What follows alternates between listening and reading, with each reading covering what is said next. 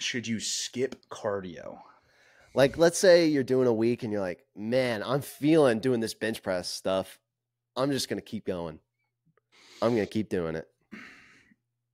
In a general sense, you need to do both. Like you need to have cardiovascular health for your heart. You need to do both, and the best answer. But people are basically asking that so they don't have to do their cardio. Oh, exactly. No, I know.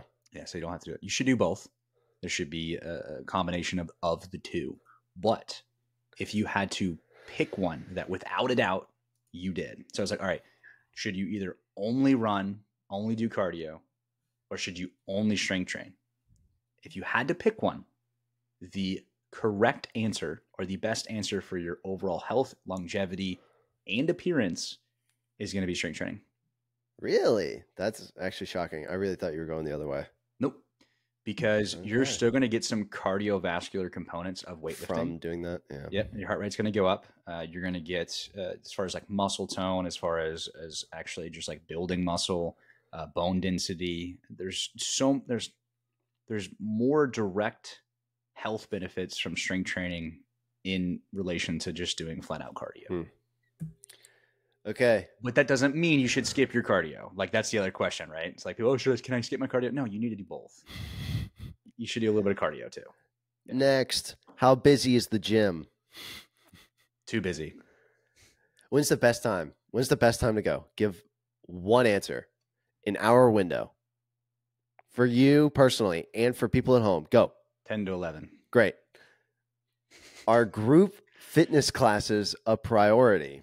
100% no. So, okay, how about this question? Should I join a group fitness class? You personally, or just like anyone, general public? Give me an example of a group fitness class. No, you know exactly what a group fitness class is. So answer the question. You should join it if it's something that you want to do. Wow, what a terrible answer.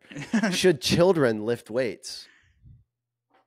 Yes, as long as they're excited about it, they're of the age, and they're being what age? That's instructed what you should like to do them well. The age. So this is always such a common question. It's a great one. I feel like you've answered this, but I don't remember. That's fine. I would say the best time in a very general sense is around the ages of like 9. Like 9 and up is kind of when kids are going to be able to focus enough. They're going to have a little bit more motor control. They're old enough to start learning how to weightlift. It should be very light, and they're going through the ranges of motion and learning the technique. It should never be heavy. 9, if they're not excited to do it, you shouldn't force it upon them either. Yeah, I mean, that's kind of, I feel like, maybe this is crazy to say, but that should be a blanket statement for anything a kid does. Unfortunately, anyways. it's probably I know. Unfortunately, it's not. So they should be excited about it and interested and focused, and you want someone teaching them how to do it well and being able to kind of mitigate any of the mistakes. So yeah. Okay. I love this question. Am I performing this exercise correctly? Which one? That's the question. But I think the question inside of this is like, if someone's looking up how to do an exercise correctly, I mean, they're going to get kind of a million answers, right? So like, is there actually a good resource to go to, or is it just like, figure it out? The resources. This is when you plug your TikTok, Brandon. Yeah. Well, I mean, yeah. This is when you plug your sports performance page that you talk about stuff. I don't know if I have enough of direct form and technique stuff on the page for generalized weightlifting to say that I would be the greatest resource. Maybe I should put more of that out. But it can be tricky as far as like knowing how to do a movement well, and whether exactly. No, you're doing it right. And then what ends up happening is, let's say you learn the technique well. Let's just use deadlifting, for example. It's a big movement. Let's say you start deadlifting, you kind of have your technique in a good place, and then you start getting heavier. So because it's getting heavier, you're going to have compensations of you might have widened your feet up a little bit. Well, that little difference of just widening your feet, it means your hands have to go wider. Well, if your hands go wider, then your hips probably going lower. If your hips go lower, then you might be in a bad position to pick up the bar.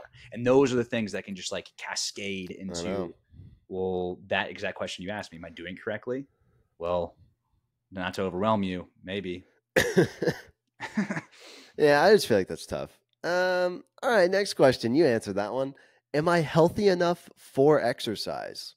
I feel like that's kind of an interesting one you could talk about. If you're asking that question, you should see a doctor before you start exercising. Oh, Jesus Christ. I mean, that is. I thought you were going to be like, no, everyone can exercise. It doesn't matter what.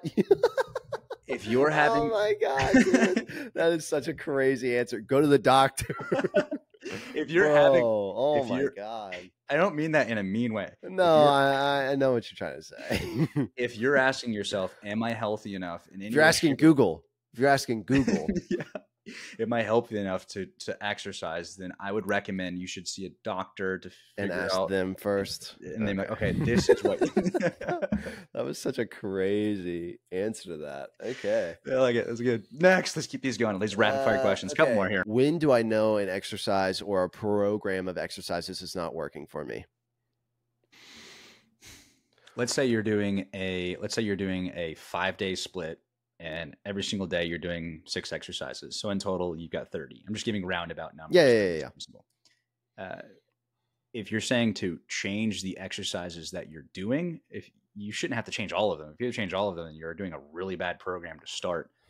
You want to make minor changes over time. And the way that you know something is not working, a lot of times isn't directed towards the exercises you're doing. I would say most of the time, depending on your goals, it's based on what you're eating or sleeping like.